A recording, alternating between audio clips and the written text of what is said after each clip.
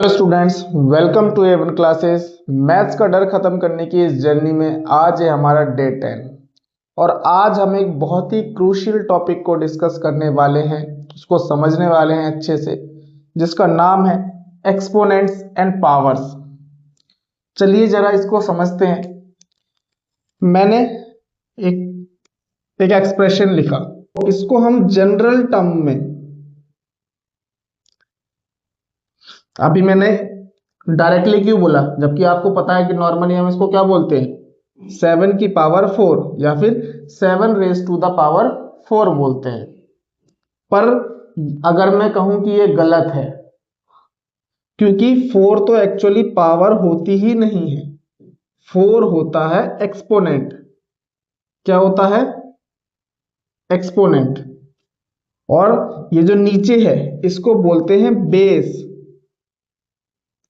और ये जो पूरा है 7 रेज टू द पावर 4 इसको हम बोलते हैं पावर। तो एक्चुअली में पावर 7 एंड 4 ये दोनों को इंक्लूड करके बोलते हैं, बट जनरल लैंग्वेज की टर्म में 7 रेज टू द पावर 4 ये भी क्या है, ये एक्सेप्टेबल है और इसका बहुत वाइडली और बहुत सारे टीचर यूज भी करते हैं।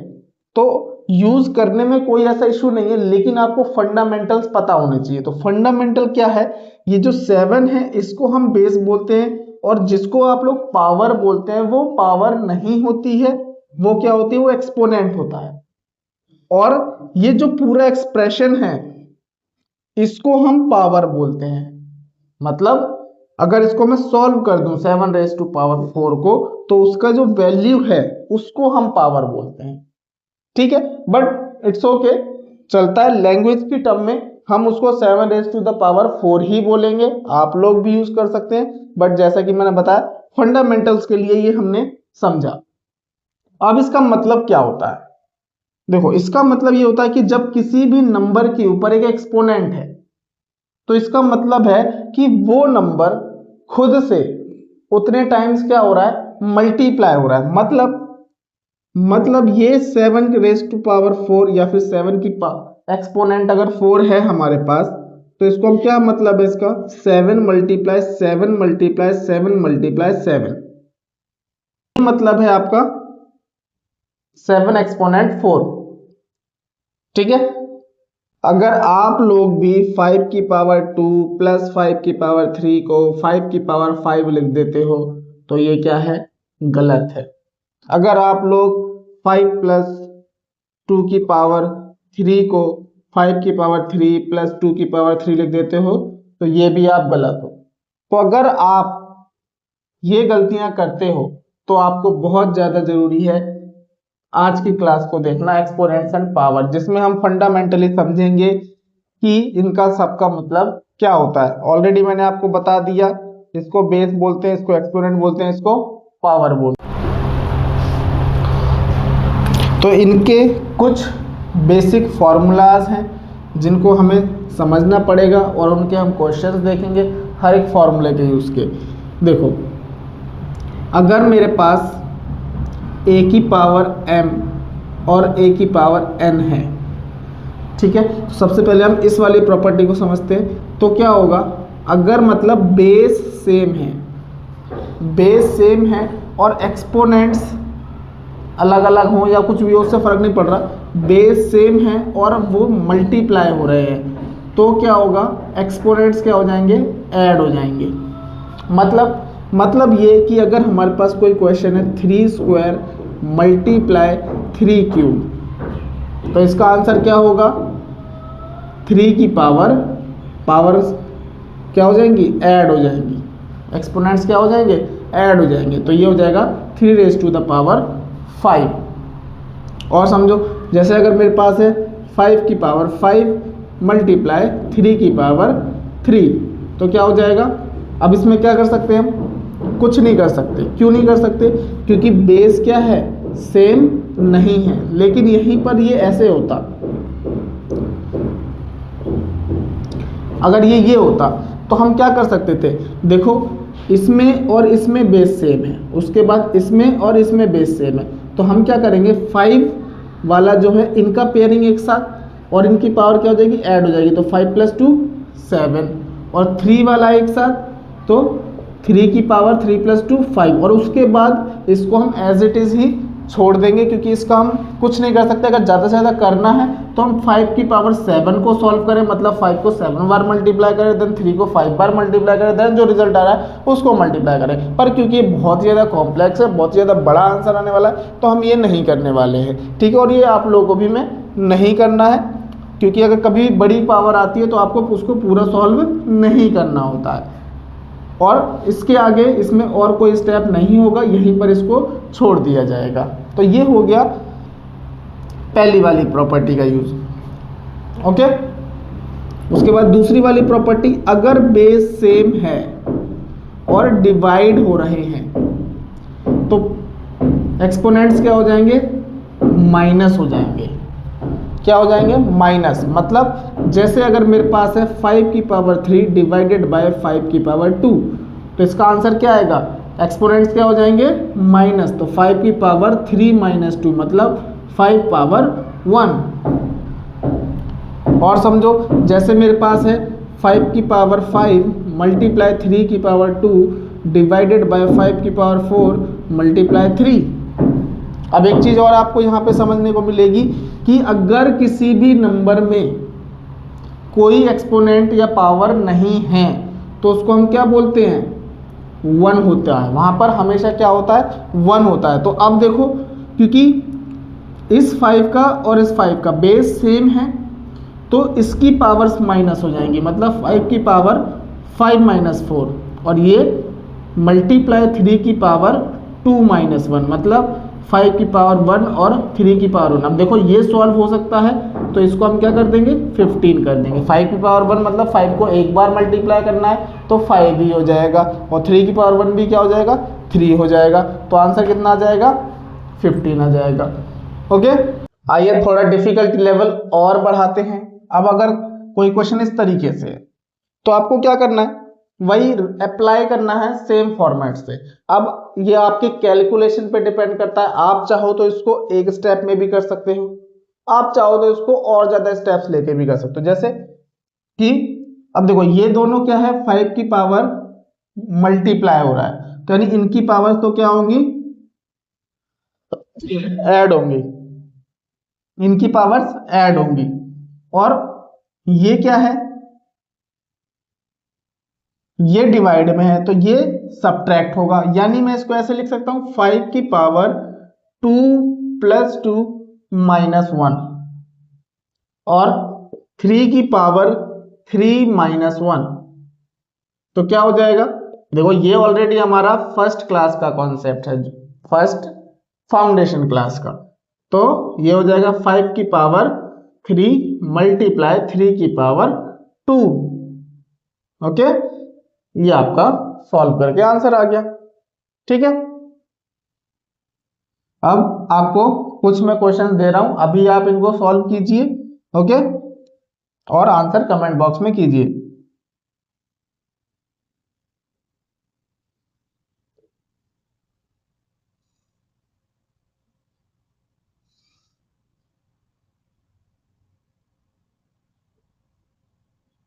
इसको कीजिए, देन उसके बाद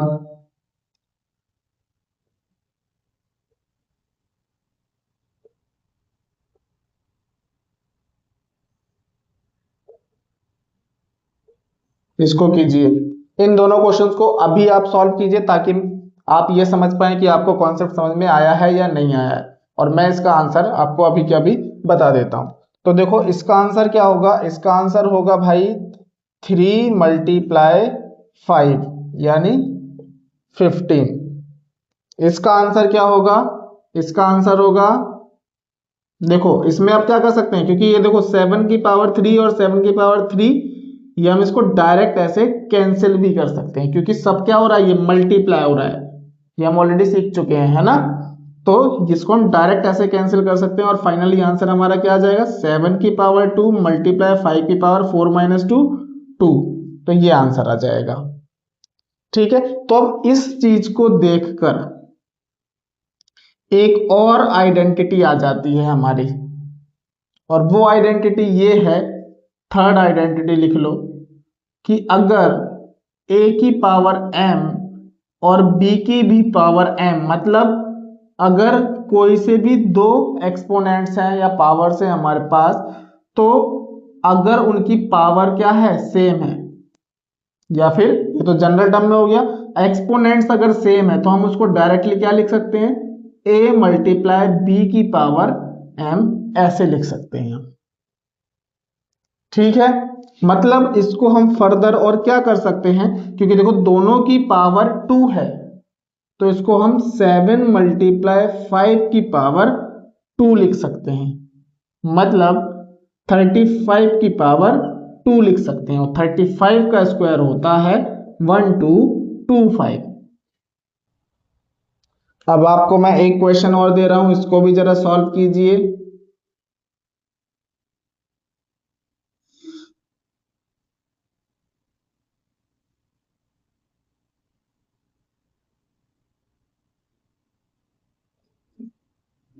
जल्दी से इसको भी जरा सॉल्व कीजिए, एक और नई प्रॉब्लम आएगी हमारे पास।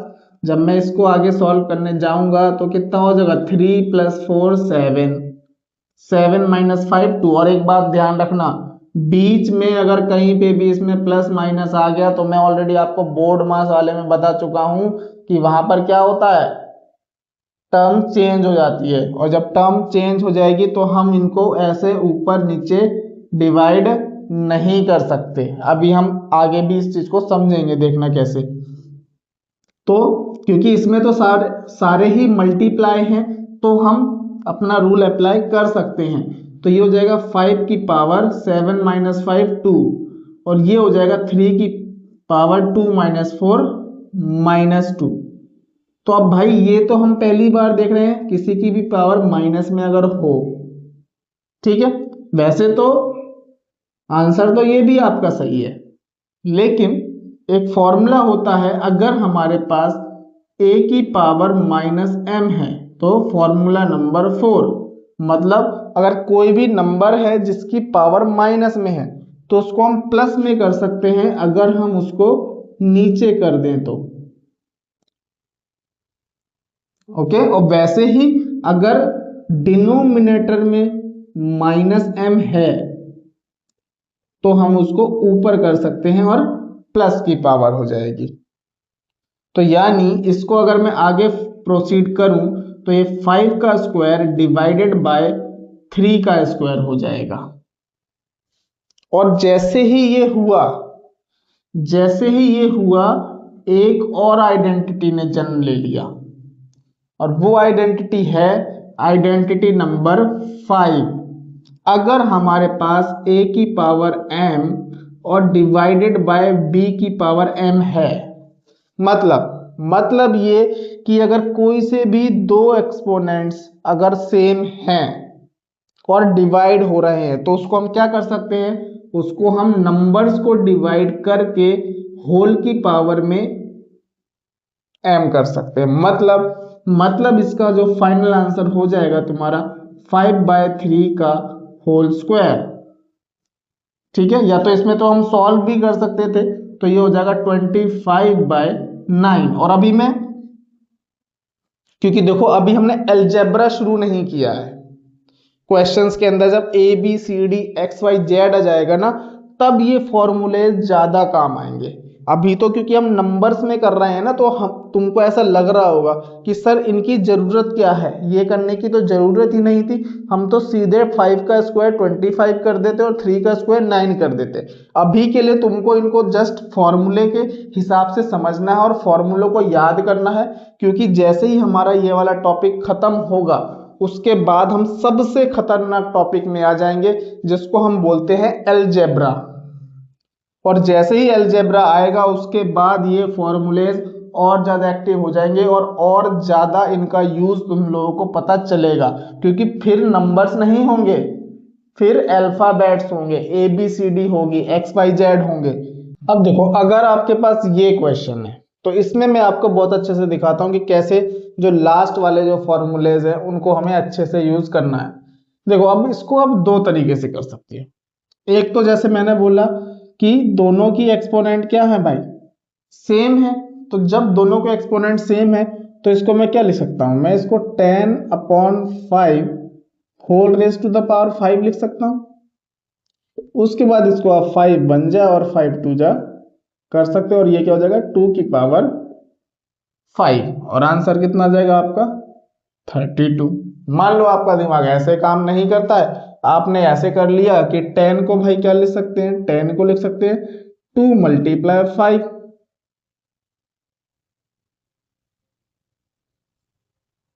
तो अब इसमें कौन सा वाला फॉर्मूला लगाओगे कि a × b की पावर अगर m है तो उसको हम a की पावर m मल्टीप्लाई b की पावर m लिख सकते हैं।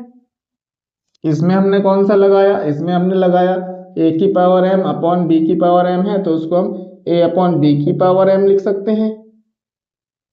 ठीक है, इस तरीके से आपको राइट साइड में लिखना भी है कि आप कौन से फॉर्मूले का यूज कर रहे हो। इससे क्या होगा कि आप फॉर्मूले से फेमिलियर हो जाएंगे, फॉर्मूले आपके दिमाग में छप जाएंगे। ठीक है, तो जब मैं इसमें ये वाला फॉर्मूला यूज कर रहा हूं तो इसका मतलब क्या हो गया 2/5, 5 की पावर 5 डिवाइडेड बाय 5⁵5। अब देखो ये दोनों एग्जैक्टली सेम है, बीच में मल्टीप्लाई है, तो ये क्या हो जाएगा कैंसिल हो जाएगा, और फाइनली आंसर क्या आएगा 2⁵5। देखो दोनों क्या है सेम है, आंसर 32। ओके, अब जल्दी से मैं कुछ आपको क्वेश्चंस दे रहा हूं, अभी के अभी आपको ये सॉल्व करने हैं। ओके,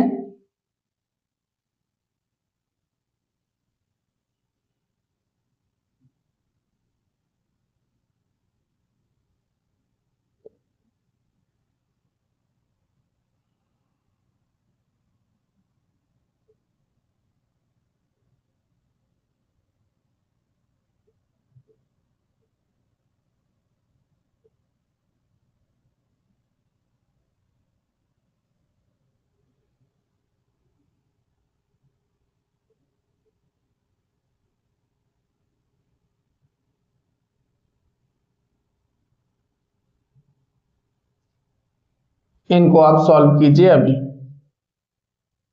ठीक है, तो देखो इसका क्या हो जाएगा 3 की पावर 3, 6 को ओपन कर दोगे 2 × 3 की पावर 5 लिख सकते हो। और एक रीजन और है, देखो आपको इनको ब्रेक करना कैसे है, आपको ये ध्यान देना है क्या इसको ब्रेक करने से कुछ सिंप्लीफाई हो रहा है। जैसे कि आपको पता होगा 6 भाई ब्रेक होगा 2 और 3 में, और साथ में आप देख रहे हो कि नीचे 2 भी है मेरे पास, तो आप क्या करोगे, आप इसलिए ब्रेक करोगे। ठीक है, ये क्या हो जाएगा 2 की पावर 5। देखो तो ये 2 की पावर 5 कैंसिल हो जाएगा, ये हो जाएगा 3 की पावर 3 और मल्टीप्लाई 3 की पावर 5 मतलब 3 की पावर 8 हो जाएगा आपका आंसर।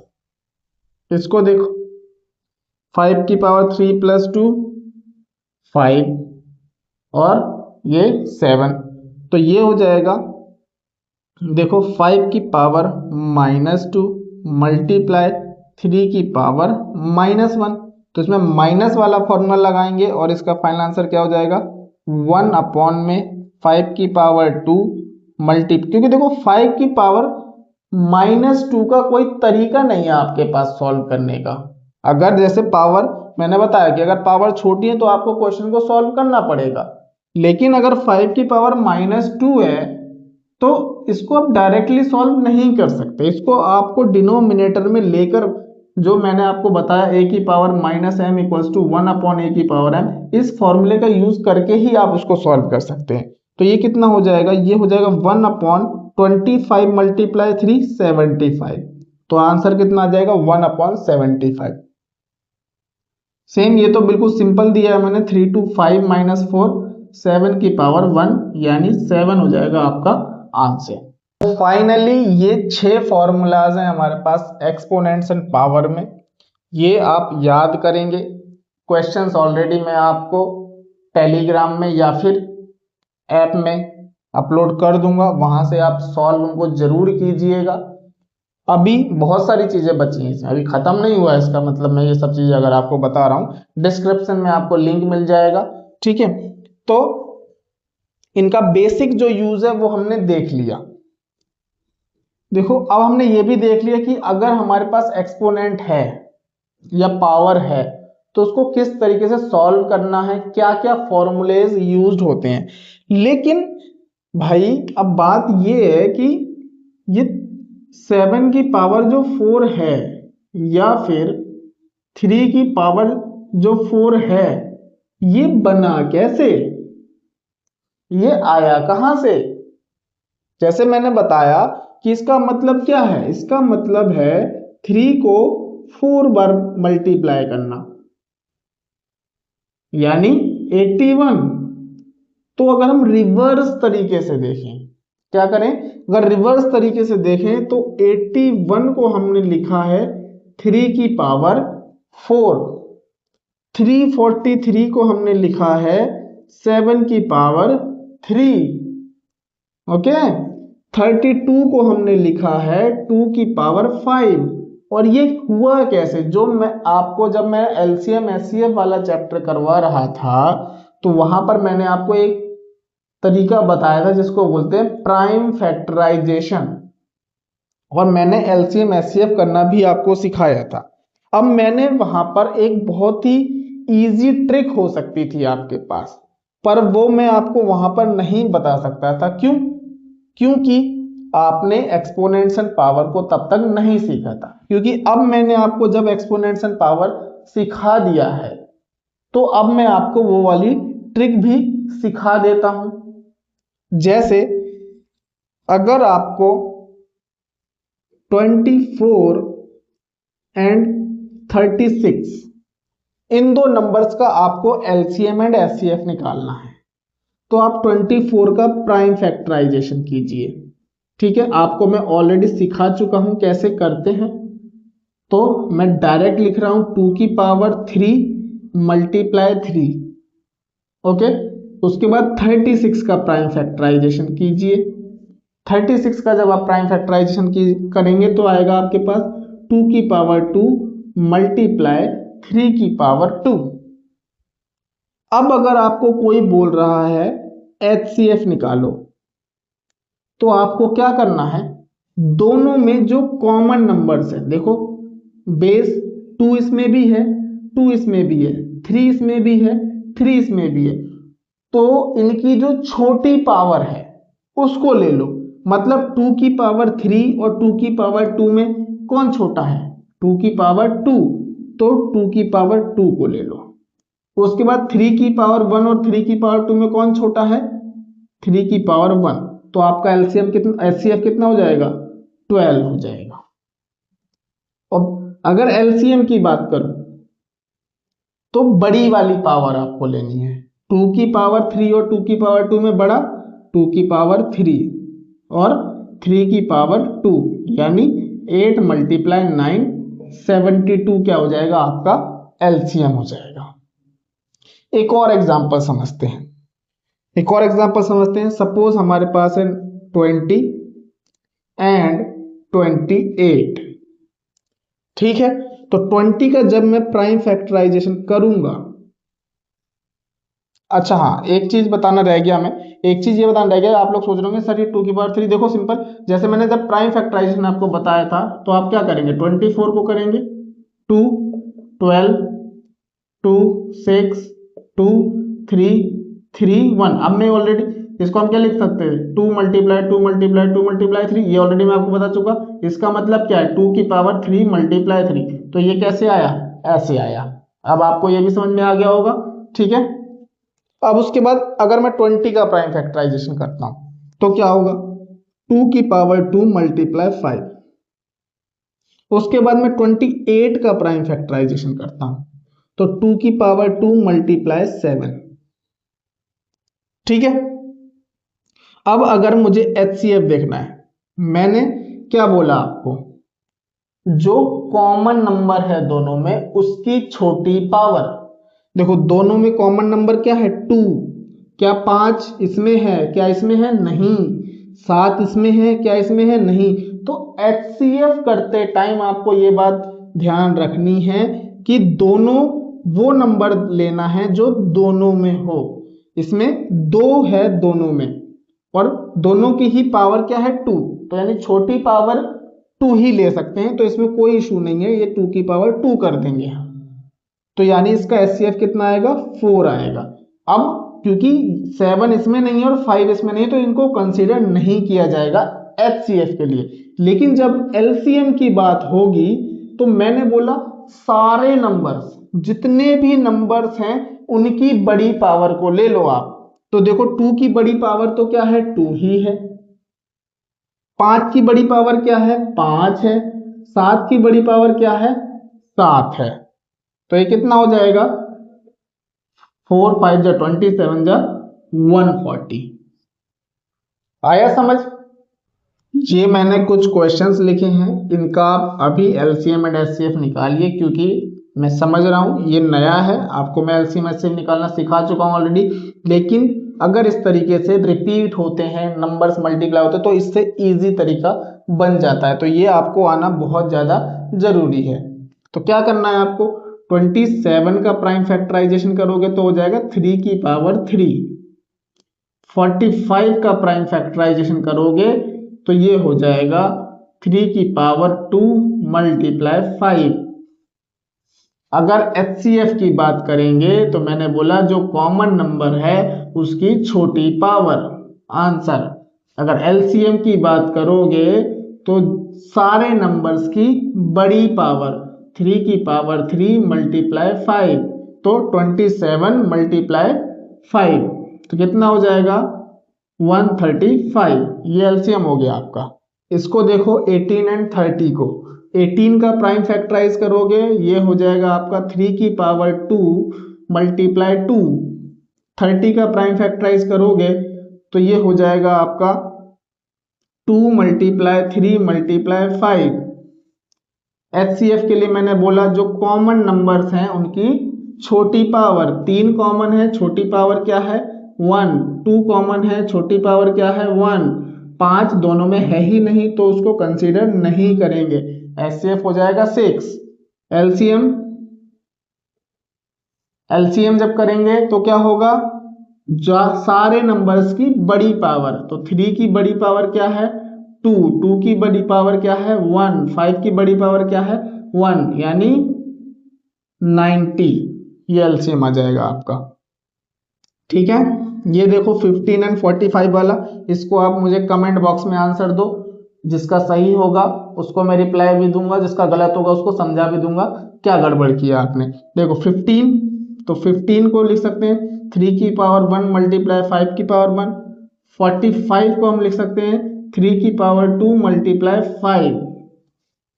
ठीक है, और ये लिखते हैं कैसे ये मैं ऑलरेडी आपको बता चुका हूं।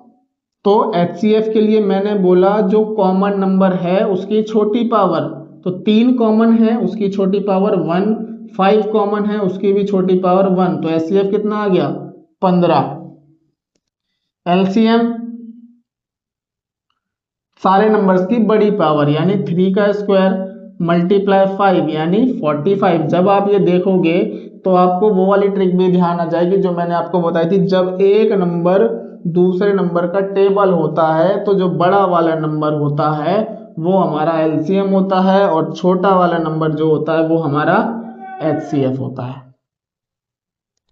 ठीक है, इसको कमेंट बॉक्स में कीजिए, उसके बाद आगे बढ़ते हैं। तो ये भी आपको समझ में आ गया। देखो मैंने आपको दोनों चीजें बता दी कि अगर एक्सपोनेंट्स की फॉर्म में है वो 3 की पावर 3 है तो इसका मतलब क्या होता है 3 मल्टीप्लाई 3 मल्टीप्लाई 3। लेकिन अगर वो 81 लिखा है तो उसका मतलब क्या होता है 3 मल्टीप्लाई 3 मल्टीप्लाई 3 मल्टीप्लाई 3, यानी 3 की पावर 4। दोनों ही अपनी अपनी जगह पर इनका इंपॉर्टेंस है।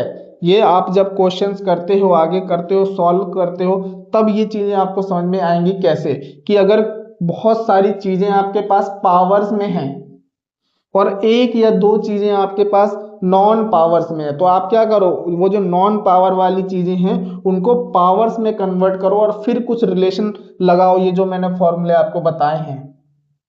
ठीक है, या फिर अगर नंबर्स में है बहुत सारे और कुछ पावर्स में, तो पावर्स को सॉल्व कर दो एंड देन उसके बाद इन फॉर्मूलेस का यूज करके चीजों को सिंप्लीफाई आपको करना सीखना है।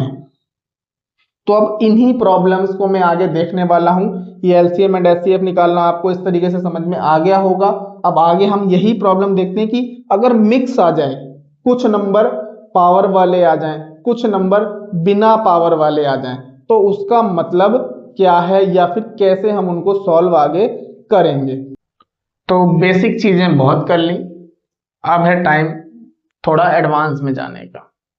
क्या होगा अगर एक्सपोनेंट और नॉर्मल नंबर सब एक साथ आ जाएं? तो जैसा कि मैंने थोड़ा सा आपको पहले भी समझाया, आपको क्या करना है, सारे क्वेश्चन को किसी भी एक फॉर्म में कन्वर्ट करना है। लेकिन मैं आपको पहले ही बता दूं, क्वेश्चंस को एक्सपोनेंट में कन्वर्ट करना, उसके बाद सॉल्व करना ज्यादा इजी है एज कंपेयर टू नंबर्स में कन्वर्ट करने के। क्योंकि जब हम नंबर्स में कन्वर्ट करते हैं तो उसके बाद वो एक्सपैंड होता है और ज्यादा बड़ा होता है, और फिर उसमें मल्टीप्लाई करना, डिवाइड करना, ये आपको मुश्किल बना सकता है। तो आप क्या करें, एक्सपोनेंट्स में कन्वर्ट करें और इजी तरीका फॉलो करें। देखो, जैसे ये ऑलरेडी एक्सपोनेंट में है तो इसको मैं ऐसे ही रहने देता हूं। 27 को एक्सपोनेंट में करूंगा तो ये 3 की पावर 3। करना कैसे ऑलरेडी बता चुका हूं, प्राइम फैक्टराइज करना है। ठीक है, 20 का प्राइम फैक्टराइज करूंगा तो 2 की पावर 2 मल्टीप्लाई 5, 32। इसको ये हो जाएगा आपका 2 की पावर 5, 3 की पावर 2। यहां पर कुछ नहीं है, मतलब क्या है, ये 1 है। अब क्या करो, देखो जरा, ये भी 2 की पावर है, ये भी 2 की पावर है, और ये भी 2 की पावर है। तो इसको जरा करते हैं, तो 2 की पावर 3 प्लस 2 माइनस 5। उसके बाद ये 3 की पावर और ये भी 3 की पावर, 3 की पावर 3 माइनस 2, और 5 तो अकेला ही है बेचारा, तो उसको अकेला रहने देते हैं। ये क्या हो गया, 3 प्लस 2 5, 5 माइनस 5 हो गया 0, 3 की पावर 1, 5 की पावर 1। किसी की भी पावर 0 होगी तो आंसर क्या आएगा, 1 आएगा। तो 1 3 जा 3, 3 5 जा 15। जो इतना मुश्किल दिख रहा था, इतने इजीली इसको हम सॉल्व कर सकते हैं। इस पे आ जाओ जरा, ये है 5 की पावर 3, एज इट इज लिख देते हैं। 81 को 3 की पावर 4 लिख सकते हैं प्राइम फैक्टराइज करने के बाद, और इसको प्राइम फैक्टराइज करने के बाद ये आ जाएगा आपके पास 2 की पावर 3 मतलब 8, और 8 5 जा 40। ये इसको सेम रखते हैं, 2 की पावर 3। 25 को क्या बोल सकते हैं, 5 की पावर 2। फिर से 5 की पावर सेम 5 5, 5 की पावर 3 प्लस 1 माइनस 2, मल्टीप्लाई 3 की पावर 4, तो क्योंकि अकेला ही है तो ये ऐसे ही रह जाएगा। एंड मैंने बोला था इसको आप ऐसे काट भी सकते हैं, या फिर 2 की पावर 3 माइनस 3 करेंगे तो 0 हो जाएगा। तब भी एक ही बात है, कट के भी 1 ही रह जाना है और ऐसे भी 1 ही रह जाना है उसको। तो फाइनली आंसर क्या आएगा, 5 की पावर 2, 3 की पावर 4 और ये 1। अगर पूरा सॉल्व करना है तो इसको कर देंगे 25 मल्टीप्लाई 81, उसके बाद इसको मल्टीप्लाई कर देंगे तो ये हो जाएगा आपका, इन दोनों क्वेश्चंस को आप अभी सॉल्व कीजिए, उसके बाद मैं भी सॉल्व करूंगा। लेकिन आप पहले वीडियो को पॉज करके सॉल्व कीजिए, उसके बाद चेक कीजिए आपने कहां पर गलती कर रहे हो, या आपको समझ में आ गया तो बहुत अच्छी बात है। चलो, 125 का प्राइम फैक्टराइज करोगे ये हो जाएगा आपका 5 की पावर 3। 49 का प्राइम फैक्टराइज करोगे ये हो जाएगा आपका 7 की पावर 2। 7 को एज इट इज रहने दो। 25 का प्राइम फैक्टराइज करोगे 5 की पावर 2। और वैसे एक बात और बता दूं, अभी आपको आगे मैं square and square root and cube root भी करवाने वाला हूं, तो वहां पर आपको पहले ही बता दूं, अगर आप 40 तक स्क्वायर याद कर लो तो बहुत इजी हो जाएगा, और एटलीस्ट 10 तक क्यूब तो आप याद कर ही लो। ठीक है, तो जब आप इतना याद करेंगे तो आपको ये चीजें थोड़ी और ज्यादा इजी लगने लग जाएंगी। खैर उसमें आएगा अलग से, तब मैं अलग से समझाऊंगा कि square and square root, cube and cube root क्या होते हैं और क्या उनके यूजेज हैं। ज्यादा बड़ा वो टॉपिक नहीं है, ठीक है। बाकी इससे ही आप समझ सकते हैं। ये हो जाएगा सेम 5 की पावर 2, 7 की पावर 4। देखो 5 5 एंड 5, तो 5 की पावर हो गया 3 प्लस 2 माइनस 2। 7 की पावर हो गया 2 प्लस 1 माइनस 4, यानी 5 की पावर हो गया 3, 7 की पावर हो गया माइनस 1। अब माइनस होता है तो उसको नीचे ले लेते हैं, तो यानी आंसर कितना आ गया 125/7। इसको देखो, ये हो जाएगा आपका 2 की पावर 6, ये हो जाएगा आपका 2 की पावर 4 मल्टीप्लाई बाय 5, ये एक्सपोनेंट पे ही है ऑलरेडी। 343 होता है 7 की पावर 3, 2 की पावर 7, 5।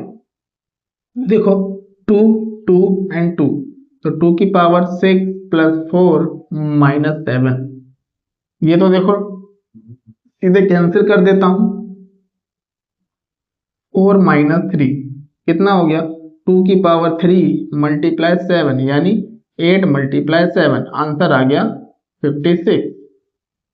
तो अब एक और कॉमन प्रॉब्लम है जिसका सॉल्यूशन लेके आया हूं मैं। जैसे कि बहुत सारे बच्चे ये भी काम करते हैं, अगर उनके पास 3 मल्टीप्लाई 2 की पावर 2 है तो वो क्या कर देते हैं, इसको मल्टीप्लाई कर देते हैं और लिख देते हैं 6 की पावर 2, जो कि क्या है, गलत है। अब याद करो, जब मैं आपको बोर्ड मास वाला चैप्टर पढ़ा रहा था तब मैंने आपको बताया था O फॉर क्या होता है, ऑर्डर। और मैंने ये भी बोला था ये जो ऑर्डर है इसका यूज, ये जो ऑर्डर है इसका यूज अभी नहीं है, जब मैं आपको एक्सपोनेंट्स एंड पावर करवाऊंगा तब उसका यूज आएगा। तो जरा उसको ही अब हम समझते हैं। तो वहां पर जो था ब्रैकेट ऑर्डर, उसका मतलब क्या था, ऑर्डर मतलब पावर्स वाली चीजें। तो ब्रैकेट ओपन करने के बाद, ब्रैकेट वाली चीजों को सॉल्व करने के बाद हमें पावर्स वाली चीजों को सॉल्व करना है, तो उसके अकॉर्डिंग बोर्ड मास। तो अब हम जरा समझते हैं कि board mass on exponents and powers कि अगर इसमें, ये तो हमने सिर्फ मल्टीप्लाई डिवाइड वाले क्वेश्चन देखे, अब इसमें प्लस और माइनस भी घुस जाए बीच में, तब कैसे करेंगे। आप लोग कह रहे होंगे सर मान गए, आप बिल्कुल स्टेप बाय स्टेप चीजों को करवाते हो ताकि आगे जो यूज आए तो वो पीछे वाला हो जाए। तो कोई बात नहीं बच्चों, आप लोग करो। तो भाई जैसे अगर मेरे पास क्वेश्चन है 3 माइनस 4 मल्टीप्लाई 2 का स्क्वायर, तो अब मैं इसको 4 मल्टीप्लाई टू 8 का स्क्वायर नहीं लिखूंगा, ऑलरेडी मैंने आपको बता दिया। तो पहले क्या करना है, ब्रैकेट, ब्रैकेट तो है नहीं, उसके बाद ऑर्डर्स को सॉल्व करना है आपको, मतलब 3 माइनस 4 एज इट इज, यानी 2 का स्क्वायर 4, यानी उसके बाद मल्टीप्लाई को सॉल्व करेंगे 3 माइनस 16 माइनस 13, ये आ गया आपका आंसर। ओके अब एक और बहुत ज्यादा ही कॉमन, ये गलती तो लगभग 99% बच्चे आप में से करते होंगे अगर आपको बेस की प्रॉब्लम है तो, जैसे, और ये खासकर तब आप करते हैं जब अलजेब्रा भी घुस जाता है तब। अभी फिलहाल तो क्या है, नंबर्स में है तो काफी इजी हो सकता है। जैसे देखो अगर मेरे पास क्वेश्चन है 3 का स्क्वायर प्लस 2 का स्क्वायर डिवाइडेड बाय 3 का स्क्वायर, तो आप क्या कर देते हैं, इसको और इसको काट देते हैं, जो कि पूरी तरीके से गलत है। आप इसको ऐसे नहीं काट सकते, ठीक है। क्यों, क्योंकि मैंने आपको जब बोर्ड मास कराया था तब मैंने आपको टर्म्स वाली ट्रिक भी बताई थी कि आप टर्म्स के अकॉर्डिंग सॉल्व कर सकते हैं। अब इसको हम ऐसे सॉल्व, ऐसे बिल्कुल भी कैंसिल नहीं कर सकते। क्यों नहीं कर सकते, क्योंकि ये पूरा का पूरा 3 के स्क्वायर से 3 की पावर 2 से क्या हो रहा है, डिवाइड हो रहा है। लेकिन जब आपने इसको इससे काट दिया तो इसका मतलब ये क्या हो गया, ये सिर्फ इससे डिवाइड हो रहा है, ठीक है। मतलब कहने का क्या है कि इसको हम इस तरीके से करें, ऐसे सेपरेटली ले, अगर आपको काटना ही है तो। क्योंकि देखो जब हम एलसीएम एचसीएफ कर रहे थे, है ना, अब तो मैंने आपको इनका एलसीएम एचसीएफ भी निकालना सिखा दिया, मतलब जब हम आगे सॉल्व करेंगे तो नीचे क्या होगा, 3 का स्क्वायर आ जाएगा, यानी ये वाली टर्म हमारी बन के आएगी जब हम इसको सॉल्व करेंगे तो, यानी टेक्निकली जब ये इसके बराबर है तो यानी ये भी इसके बराबर है, मतलब लेकिन आपने क्या किया, आपने सिर्फ इसको काट के ये दिखा दिया कि ये जो 3 की पावर 2 है ये इसके साथ नहीं है, लेकिन आपने देखा कि ऐसा नहीं है, तो इसलिए ये गलती आप कभी मत करिएगा। अगर आपको बीच में कभी भी प्लस माइनस दिखता है तो आप इनको कैंसिल नहीं कर सकते। अब आप इसको कैंसिल कर सकते हैं, तो ये बचेगा 1 + 4/9, और इसको फिर एलसीएम लेके अगर आप सॉल्व करना चाहें तो आंसर आ जाएगा 13/9। ठीक है, तो बोर्ड मास का आपको अब पूरा मतलब समझ में आ गया। वो मैंने पहले स्किप करा दिया था, अब मैंने आपको बता दिया। जैसे कुछ और हार्ड क्वेश्चन अगर मैं देखूं, जैसे कि मेरे पास है 4 - 2 × 3 का स्क्वायर डिवाइडेड बाय 3 - 2 × 3। अब ये अगर मेरे पास कोई क्वेश्चन है तो कैसे करूंगा, पहले ब्रैकेट, तो पहले ब्रैकेट के अंदर घुस जाओ, उसके बाद ऑर्डर, तो यानी पहले मैं इसको सॉल्व करूंगा 3 के स्क्वायर। लेकिन अब आपने ये भी सीख लिया है, क्योंकि देखो अब इधर बात समझो, मैंने आपको ये भी बताया था कि आप लेफ्ट से राइट जाओगे तो उसके अकॉर्डिंग सॉल्व करो, बट 2 × 3 का स्क्वायर सॉल्व नहीं हो सकता, इसलिए पहले ऑर्डर को सॉल्व करो आप। यानी 2 3 का स्क्वायर क्या हुआ 9 डिवाइड बाय 3, और ये मैंने टर्म वाला आपको तरीका बताया था, तो आप इसको सॉल्व कर सकते हैं, कोई इशू उसमें नहीं है। उसका 4 माइनस ये हो गया 18, 18/3 6, 6 - 6 हो गया 0, आंसर आ गया आपका 4। अब आपको समझ में आया बोर्ड मास का पूरा मतलब क्या है। O फॉर ऑर्डर्स, ऑर्डर्स मतलब एक्सपोनेंट्स, तो पहले आपको ऑर्डर को सॉल्व करना है ब्रैकेट के बाद, तब जाकर आप मल्टीप्लाई या डिवाइड उसको कर सकते हैं। और अगर जैसे वो पीछे हमने जो क्वेश्चंस किए उस फॉर्म में अगर लिखा है तो फिर अलग ही बात है, लेकिन ये एक सिंगल स्टेटमेंट फॉर्म में लिखा है तो हम पूरा बोर्ड मास का तरीका इसमें क्या करेंगे, यूज करेंगे। अब जरा इन दो क्वेश्चंस को आप सॉल्व कीजिए, अभी वीडियो को पॉज करके, उसके बाद चेक कीजिए आपने सही किया है या गलत किया है। देखो ये हो गया, क्योंकि ब्रैकेट तो है नहीं तो ऑर्डर्स आएगा, ऑर्डर्स मतलब पावर्स को सॉल्व करेंगे, मतलब 6 - 3 × 9 डिवाइडेड बाय 3 + 2 × 4 इक्वल्स टू 6 - 3 9 जा 27, 27/3 कितना हुआ 9 + 8 -3 + 8 आ गया आपका आंसर 5। इधर आ जाओ, देखो ये अलग अलग टर्म है, इसका इससे कोई मतलब नहीं है, तो इसको हम ऐड कर सकते हैं 11 माइनस, पहले ब्रैकेट के अंदर घुसो, 2 का स्क्वायर कर दो 4 - 9, अब ये भी अलग अलग है तो इसको भी सॉल्व कर दो, 2 - 16, आंसर -14। ठीक है, तो यहां से ये इंडिसेशन, सॉरी वैसे इंडिसेशन पावर क्यों बोल रहा हूं मैं, क्योंकि मतलब सेम है, इसको हम इंडिसेस भी बोलते हैं एक्सपोनेंट्स को। ठीक है, तो यहां से एक्सपोनेंट्स एंड पावर क्या हो जाता है हमारा, लगभग यहां से पूरा खत्म हो जाता है। कुछ और चीजें हैं जब वेरिएबल्स में पावर्स होती हैं तब कैसे क्या करते हैं। ठीक है, तो अभी मैं कुछ क्वेश्चंस आपको वो देने वाला हूं जो अभी मैंने कॉमन मिस्टेक आपको बताई थी, जब आप ऊपर नीचे उसको कैंसिल कर देते हो तो उसको वैसे ना सॉल्व करके आपको क्या करना है, या तो एलएचएस को न्यूमरेटर को पूरा सॉल्व कर लो पहले, डिनोमिनेटर को पूरा सॉल्व कर लो, उसके बाद देखो क्या हो रहा है।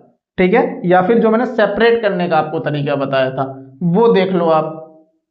ठीक है, लेकिन वैसे नहीं कर सकते, अगर बीच में प्लस या माइनस आ गया तो आप उसको ऊपर नीचे कैंसिल नहीं कर सकते। तो चलिए जरा इनको एक बार और अच्छे से समझ लेते हैं कि क्यों आपको बड़ा ही मन करता है इसको और इसको ऐसे काट देने का, इसको और इसको ऐसे काट देने का, पर ऐसे नहीं कर सकते। मैं ऑलरेडी आपको बता चुका हूं क्यों नहीं कर सकते, ये भी मैं ऑलरेडी बता चुका हूं। अब आप इसको ऑल्टरनेटिवली कैसे कैसे सॉल्व कर सकते हो ये देख लो। या तो आप क्या कर लो, इन सबको पावर ओपन करके क्या कर दो, प्लस कर दो, और फिर 5 के क्यूब से डिवाइड कर दो, मतलब ये हो गया 125, ये हो गया 4, ये हो गया 9 डिवाइडेड बाय 125, तो ये आपका हो जाएगा कितना 138/125, ये आपका आंसर आ जाएगा अगर कट नहीं रहा है तो। ठीक है, या फिर मैंने आपको क्या बोला, अलग अलग कर लीजिए, 3 का स्क्वायर डिवाइडेड बाय 3 का स्क्वायर माइनस 2 की पावर 4 डिवाइडेड बाय 3 का स्क्वायर, तो ये कट जाएगा। अब ये हो जाएगा 1 माइनस 2 की पावर 4 हो गया 16, 3 का स्क्वायर हो गया 9, तो ये आंसर आ जाएगा माइनस का 7/9। ये दूसरा तरीका है इसको करने का, ठीक है। तो आप कोई भी तरीका लगा के ये वाला आप जल्दी से सॉल्व कीजिए।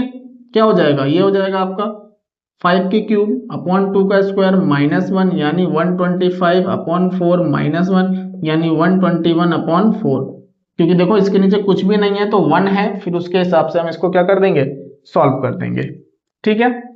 तो इसके साथ ही एक्सपोनेंट्स एंड पावर जो है यहाँ पर आपका खत्म हो जाता है, ठीक है। होप करता हूँ कि आपको समझ में आया होगा और कुछ नया जरूर सीखने को मिला होगा। आज हमारे जो 20 डेज की जर्नी है उसके 10 दिन पूरे हो गए हैं, आधे दिन लगभग खत्म हो गए हैं, और मैं होप कर रहा हूँ कि आपको जरूर कॉन्फिडेंस बिल्ड हुआ होगा, ठीक है।